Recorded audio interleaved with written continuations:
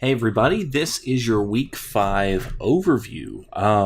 Hopefully the PowerPoints that I have put together, or the PowerPoint lecture videos that I've put together, have been helpful. I've noticed that quite a few of you are watching them. If there's ever any questions or concerns that you have about the content being discussed, by all means contact me, let me know, and I'd be more than happy to discuss these topics with you. Don't feel like you're going through this alone just because we're on an online class. I know that these topics can be difficult at times. I understand that as we go forward, some of these subject matters, or some of the subject matter in this class can be a bit overwhelming if you've never experienced it before, if you've never gone over it before. And I'll be honest, I still, even though I've been doing this for for quite a few years now, I still have to refer back to the book that you guys have in hand sometimes, just to make sure that in some cases my methodology on research projects is correct. I would urge you guys to make sure that you don't just rent the books that you use right now. Same thing with the APA style guide, but to hang on to your books, not just because of some vague sense of, academic, pride or something like that. But the truth of the matter is, whether you decide that you want to go the thesis route, or you decide that you want to go, say, the cumulative test route, either route that you want to go in our department, the two most important subject matters that you're going to need to go back to are research methods and media theory. So if you've got the book in both of those, you're going to be set for either direction.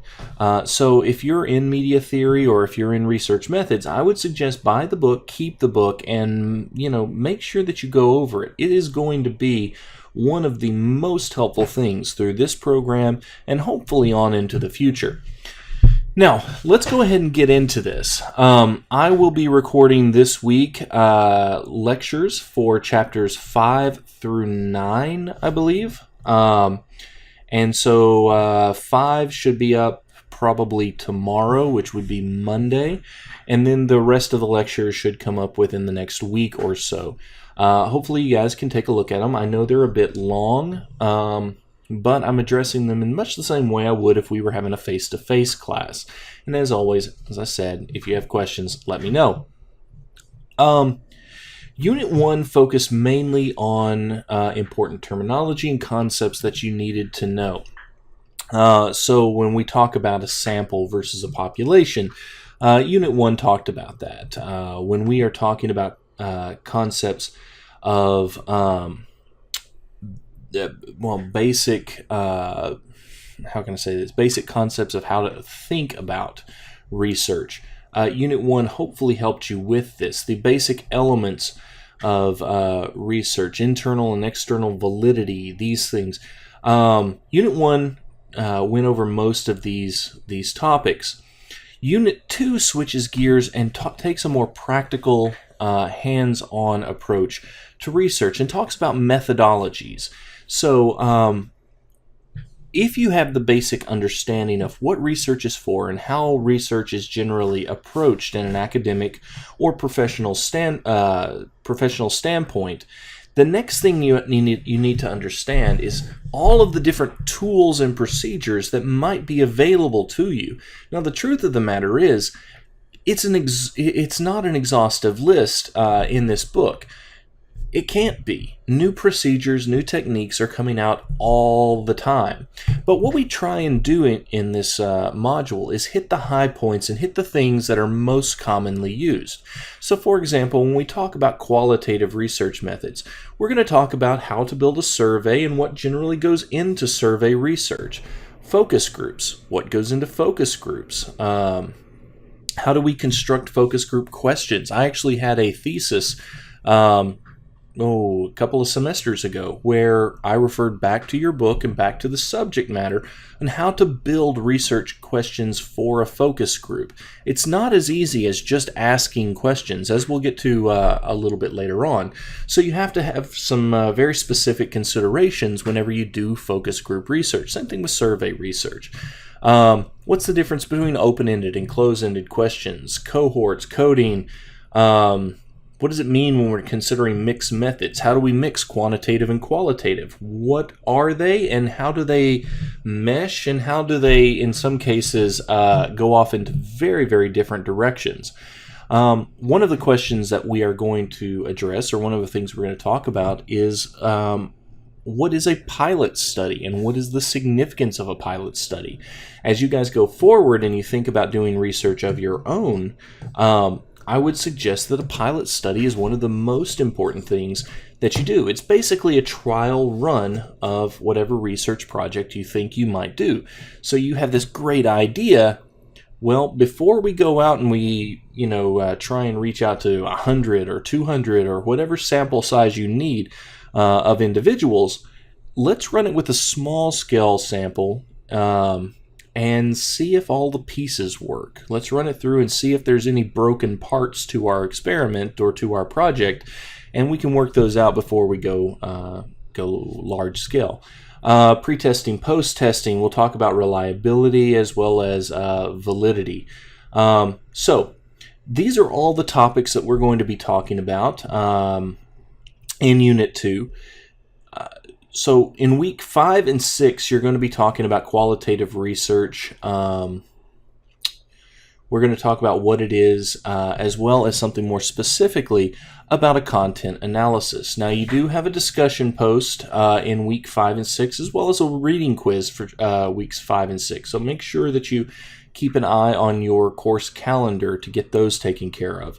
In weeks 7 and 8, you again have you have a reading quiz, but you have your first journal assignment. Now, your journal assignment,